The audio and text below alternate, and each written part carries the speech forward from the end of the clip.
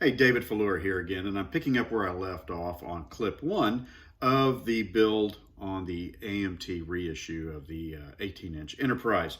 I'm going to focus on the upper saucer section in this clip because I think it's really important to get some things right there if you want to piddle around with versions on it. So I just thought I would just focus on that for a little bit.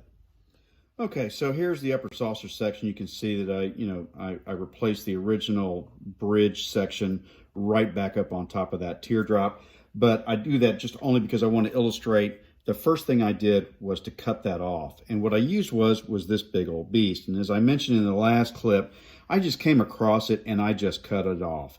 Now, I used this as a bit of a guide because I was really paranoid about screwing this up.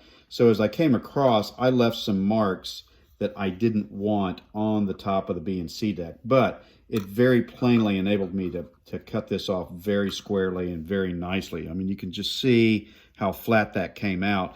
What you can do, what I would recommend, is that when you do it, you come across and you cut into here and then maybe start over here a little bit and just kind of work your way around because it's not that thick. You're just cutting this off. That's really all you're doing. So all you got to do is just come around and then you'll be able to lift that right out of there. What you'll have to do next, though, is you're going to get a file or something, or even, like just some sandpaper and whatnot.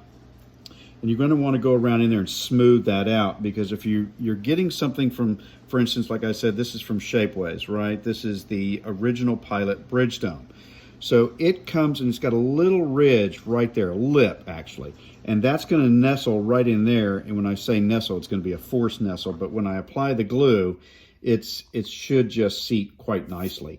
But you're going to want to kind of ream that out just a bit so that that fits, because there's not quite the same diameter. It's just not quite there.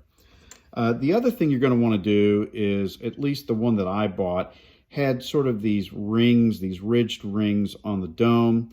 I didn't like that. I cut those off and got rid of them. And then what I did was I bought a very small, it's not even a dime size, it's more of like a button size, to be perfectly honest. It's just a little dome, just a plastic dome that'll go on top of this like that, and when it dries and centers, it'll just be perfect. But what I did is I put tape on the top, turned it over, and then held it with a couple the tape taut with a couple of close clips, and I spray painted the back with Tamiya TS4 Pearl White. And it just gives this a very nice translucent appearance. It's not painted over the top and block it. You can actually see through the dome, so it just gives it a nice frosty look. And that's what I'm recommending there. So in just a second, we're going to be applying some glue. And so this is resin, so I'm going to have to use Gorilla Glue. So I don't know if you realize that. I found this out quite by accident working on another kit. But do not use, model glue, plastic cement for this. You're going to want to use Gorilla Glue or something like that. That's just going to do a lot better for you, because otherwise the plastic cement on the resin will force the cement to react back with the polyethylene plastic, or maybe it's probably polypropylene, but in any event, it will cause this to react back, and it can make it soft and it'll eat itself. And that happened to me on another model. So in this next moment here, we're going to just clip this down and we're going to settle this. All right, so I've got my Gorilla Glue here, and I prefer the Super Gel. It's just easier to manage. And what I'll do to get it down the tube is I'll just squeeze a little bit out on a paper towel that I just keep clipped on the edge of my workspace here. And I'm just going to go around and I'm just going to just dab it. I'm not going to do very much, right? You just don't need very much of this stuff. So I'm just going to dab it in a couple of spots on the lip, or on the edge of that lip. Kind of go just like that, and that's enough. You don't need a whole lot to hold it in place. Put the top back on. All right, here we go. We're going to pop this down, and this has really been a bear to get it to fit in. There it is. Boom, it's in. And is it straight?